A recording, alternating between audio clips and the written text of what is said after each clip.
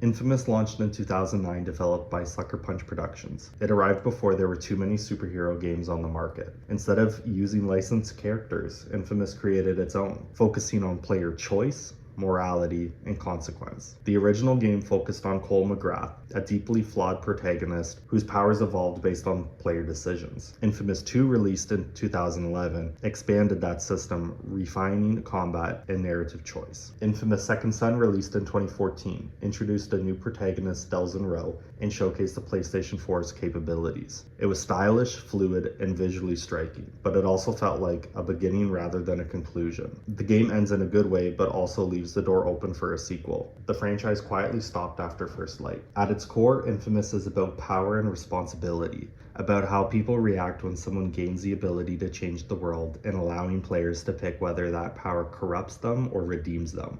A new Infamous could thrive today. It could introduce a new protagonist, push morality systems farther, explore public perception, and fully embrace destruction and traversal. This universe can be explored much more than it has. We only have witnessed a handful of conduits, but the opportunities are endless. Sucker Punch has been busy since leaving the series with their recent games such as Ghost of Tsushima and Ghost of Yotei, both of which are seen as must-play games. Since they just released Ghost of Yotei not too long ago, they have an opportunity to decide what their next big game is. The studio can continue with the same style and look as the Ghost series, or they could easily go back to one of their old game franchises.